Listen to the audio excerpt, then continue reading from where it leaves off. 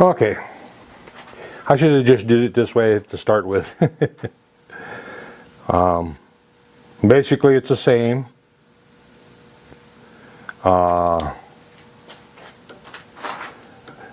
They can come over here with the cutter, come down, it's up all the way, crank the table down a little bit, bring it over here, bring it down till it touches, and we'll drop it a little bit, and crank it up, back up, lock it.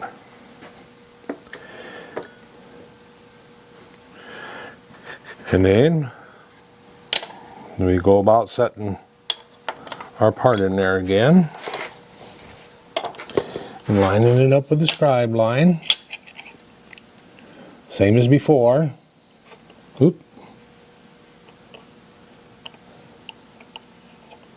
Come on now. Cooperate a little bit. Ah. This is where you need 3 hands.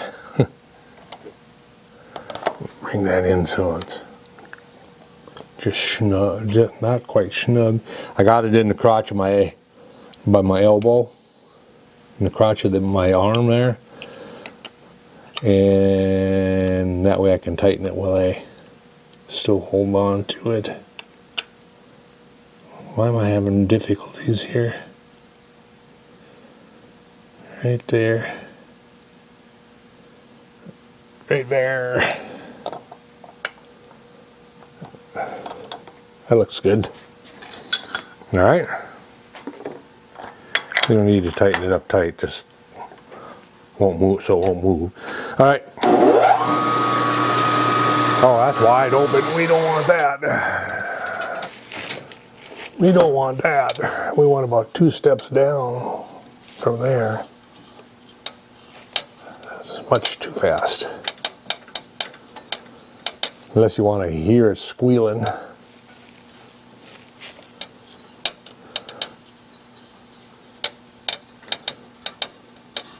On an NC machine it'd be fine. You don't have to stand there to listen to it. That's better. Alright.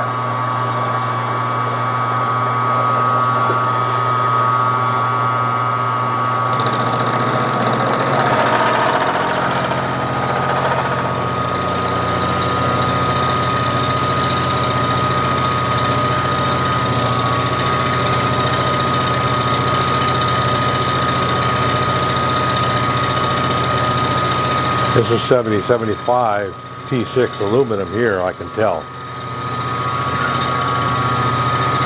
I'm milling it.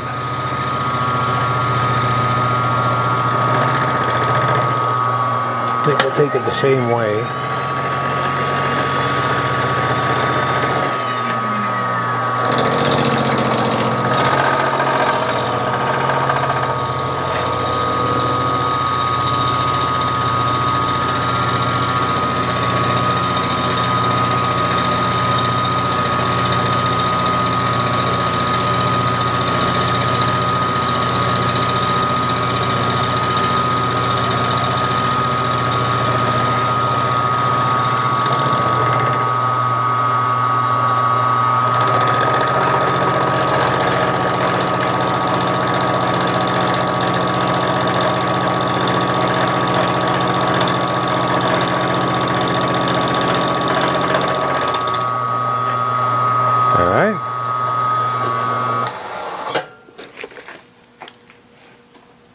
One down.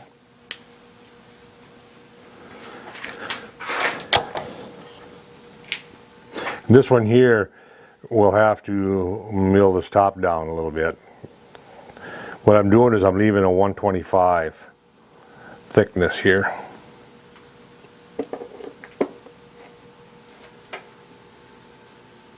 All right.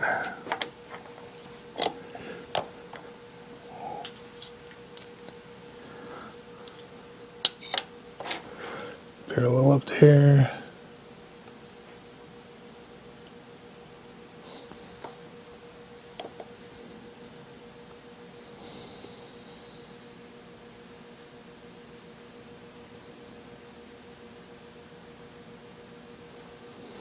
right there.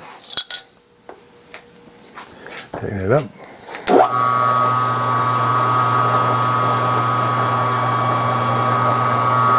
You'll notice I come out with my table, then I go back in. That way it won't go wham or pull the table into it. This way it's pushing the table away.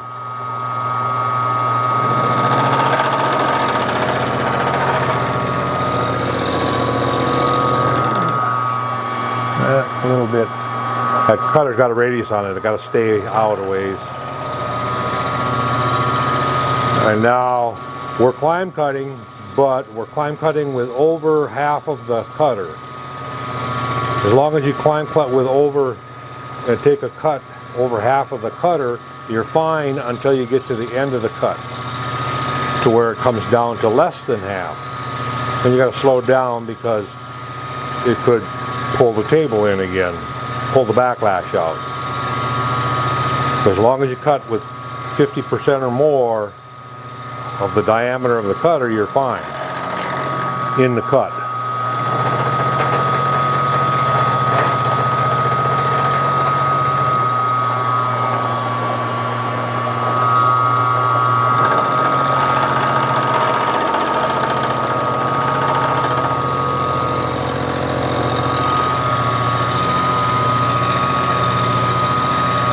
You know, if I was cutting with less than 50% of the cutter here, it would go wham, bam, bam, bam. It would be taking out the backlash unless you're really careful. You'd be crashing.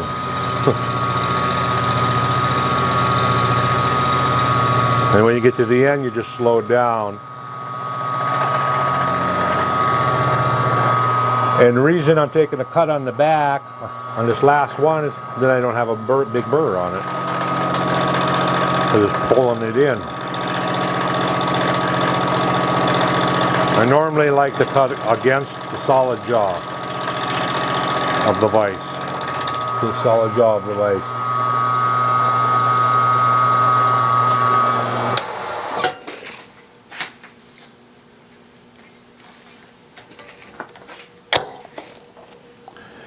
Okay.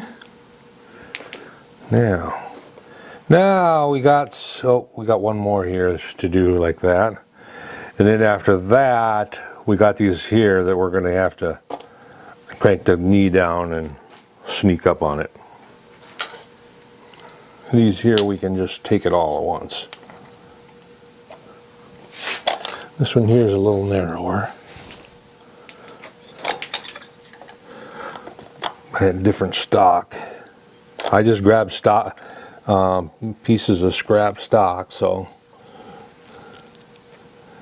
they're not all going to match exact, but they're just gussets. They just go in the corner. Yep, I had it. Come on.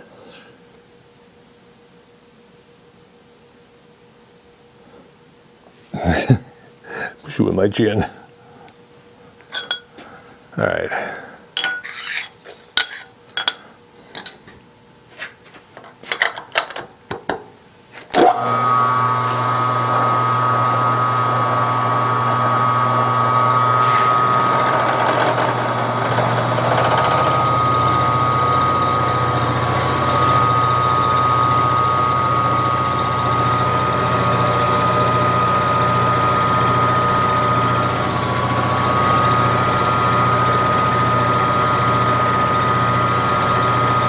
This one here is not 7075 T6. This is more like 2024.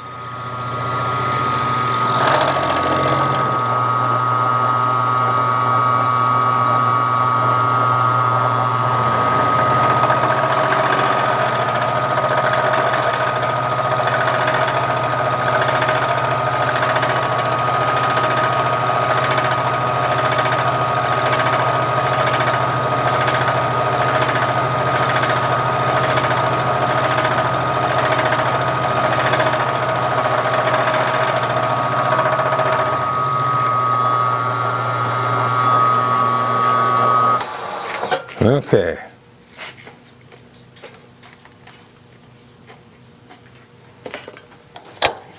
Now this one here too, now I'll have to take a cut and take a cut. Oop, I got a little rib down the middle, darn it. From that radius. File it off. It should file off pretty easy. It's not going to hurt anything. I'm debating on whether to paint this stand or not. If I paint it, it would be powder coat. I have a powder coat gun. I don't know if I can get to the oven. What I did was on the citywide cleanup, I grabbed a couple ovens for big parts. And I tore one apart and salvaged parts off of one to make the other one good. So now I have a good oven that I can, wire rack and hang pieces that'll fit in a normal oven, a house oven. And that way I can put my powder coat parts in. That was the reason I picked them up. But it's sitting outside. Hopefully it won't. It shouldn't. There shouldn't be anything wrong with it sitting outside. I have no room to put it in here. Otherwise I'd put it in here in a corner somewhere. It would come in handy making pizzas, right? No, you don't want to cook in it after you put powder coat in it. Alright, so this one here, we're going to have to crank down and take that in chunks.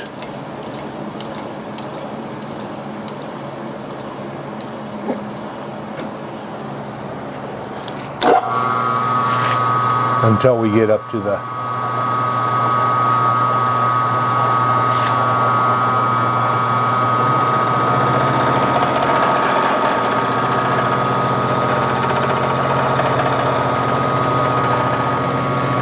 This is a 3-fluid end mill. I'm not really liking it. I'd rather have a 2-fluid in there.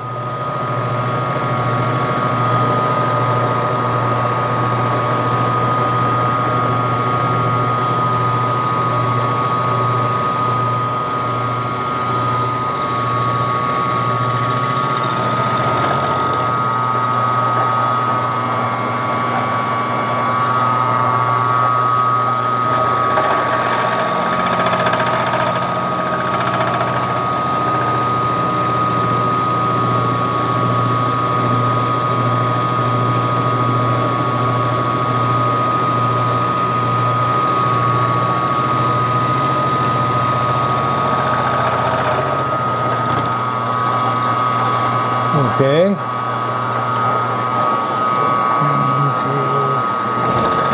That's 400 thou there.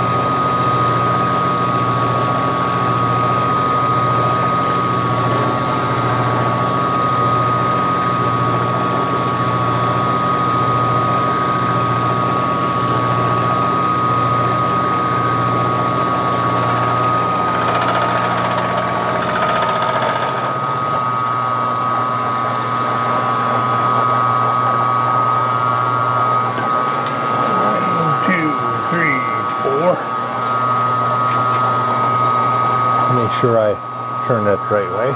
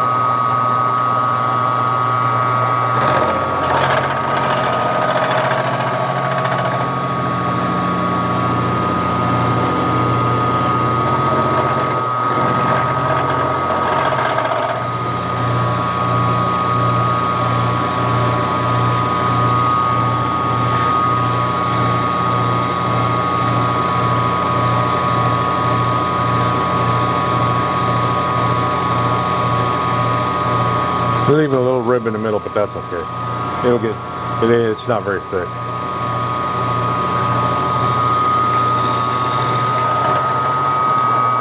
Alright.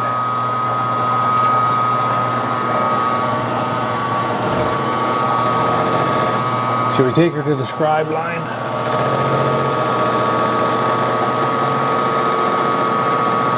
Right there.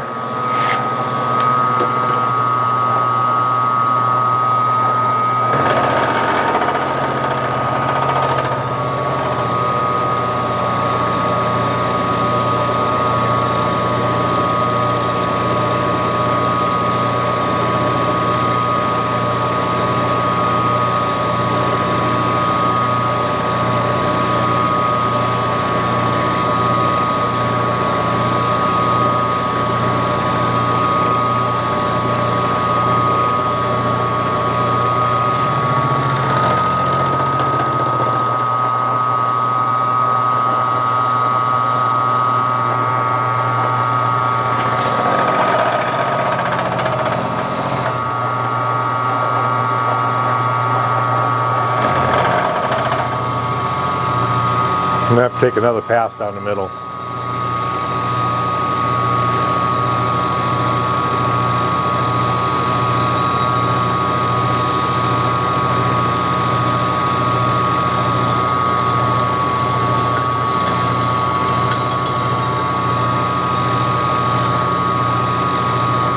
Making some chips though.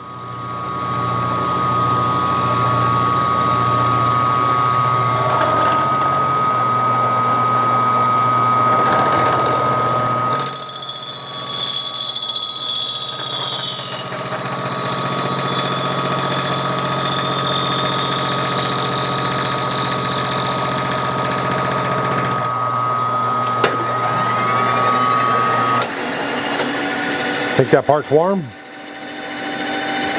Well, let's see. No. Nope. Not even warm. It means all the heat was going into the chip. That's a good thing. That's what I was taught anyway.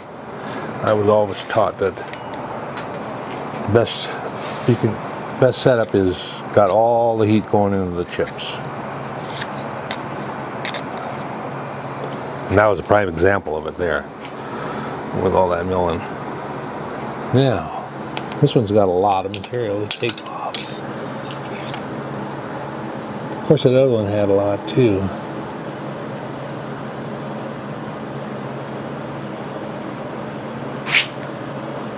Ah!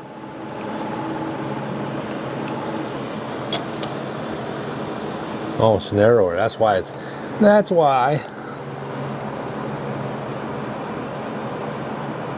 That's why I couldn't hold it there.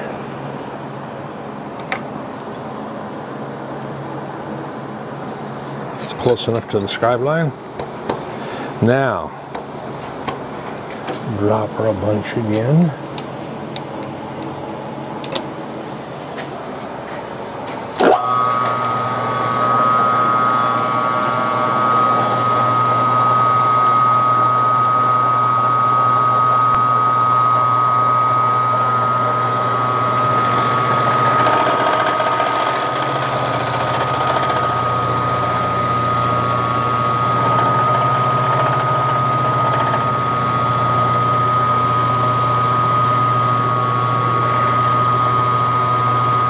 That's about an inch cut.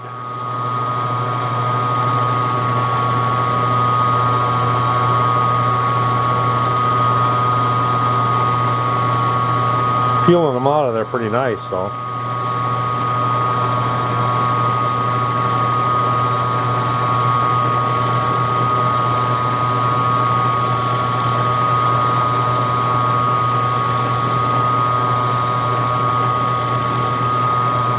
And again, this isn't 70-75. It's a softer material here.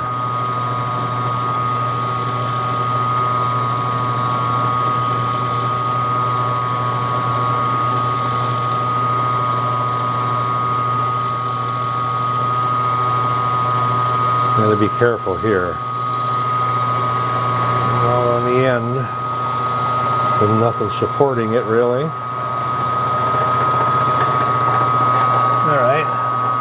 No problem.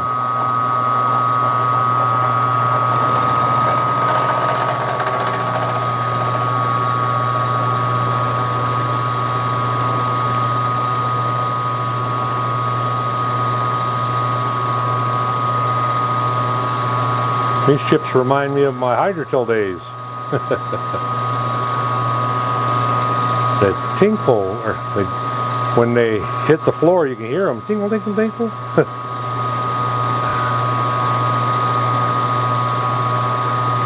I don't know if you can hear them with the mic, but up here, but I can hear them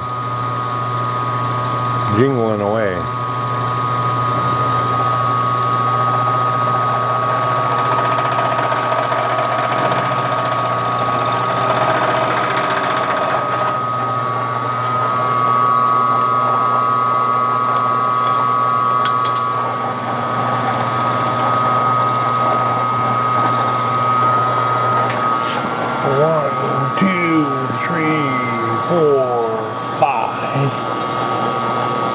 We'll go with 5, and then we'll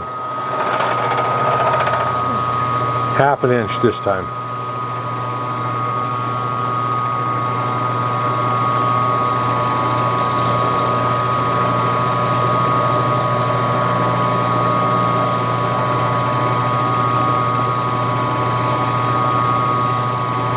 This is what I used to like to do when I was at work and in the shop.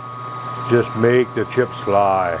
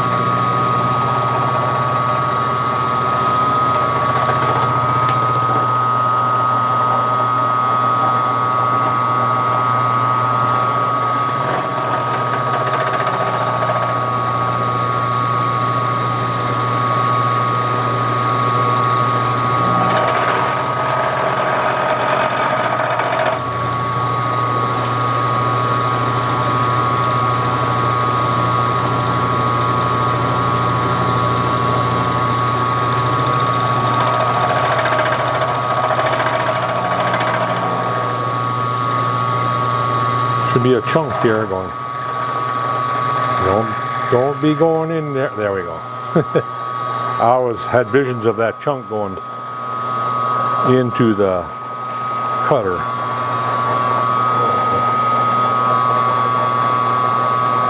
And brush this away so I can see my scribe line.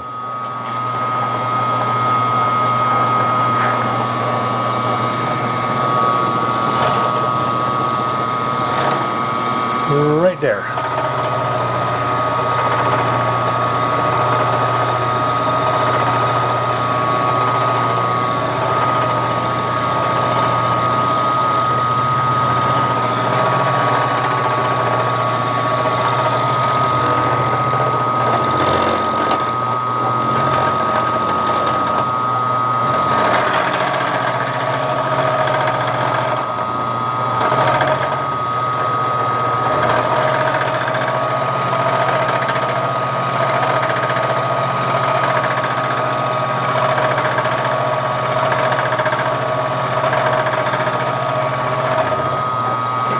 Oop, see, like that. Luckily that was just a little piece.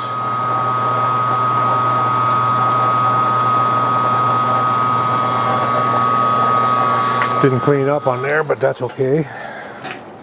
Well, an existing hole that was in it. See, again, not hot.